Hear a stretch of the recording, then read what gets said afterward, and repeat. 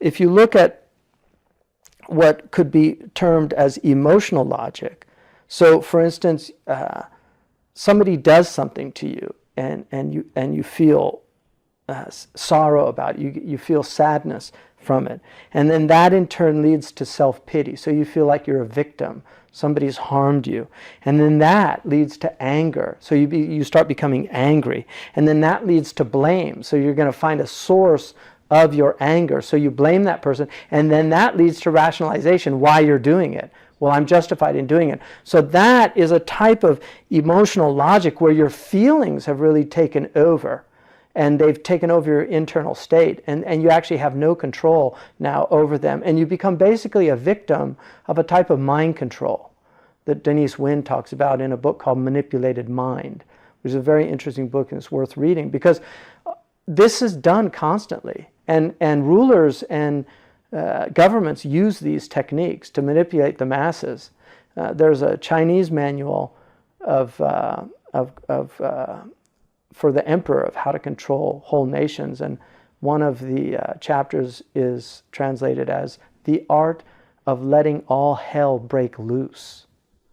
So there are times when governments will actually let what they call a purge. They'll let a society purge itself because they know there's so much pent-up frustration that it's kind of bloodletting. So it's like when you lance a boil so that you can diffuse the poison. So these are all techniques, but there's another model which could be termed logical emotion, which is where you're really reprocessing your thoughts, and it's a way of thinking that you can detach yourself. So something's happened, somebody's done something to you, so you feel this sorrow, but then you detach yourself, so you step away from it. And really, what's going on inside me? Why do I feel, quote unquote, triggered?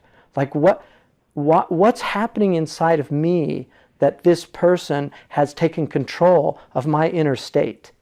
So you detach yourself, pull yourself away from it, and then you reflect. And that actually can lead to compassion, where you begin to actually have a different response. That's a free person's response. The first is the default setting. So all of us have default settings. When you buy new technology, they're always on default settings, and then you have to read the manual, the operating manual, and then you can actually set them to suit what you need that thing for.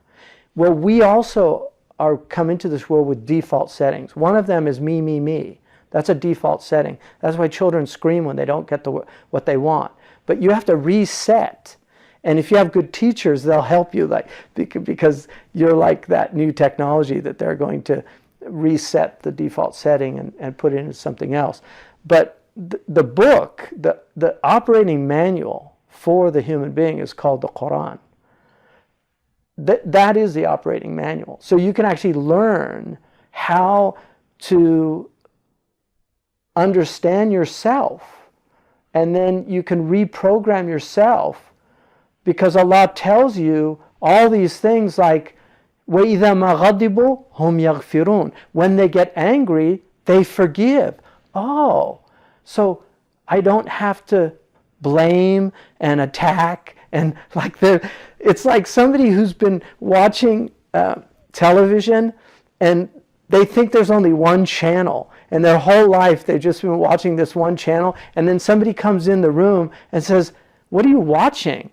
And you say, I'm watching the TV. No, what channel are you on? What do you mean channel? What's a channel? That looks like a really stupid thing to be watching. What's it called? Jackass? So you're watching people do stupid things? No, there's other channels. Here, look. Here's the Nature Channel. Oh, look. Here's a documentary about Mecca. Oh, here's recitation of Quran. There's whole other channels that you can turn on to. But if you don't know they exist, then you're just trapped in these empty, mindless states. So really getting out of the default setting is the life's challenge. That's what we're here to do.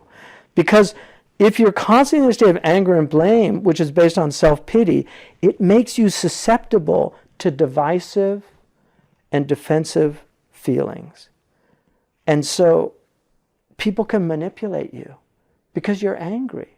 And there's all these people that a lot of their social work is actually personal pathology.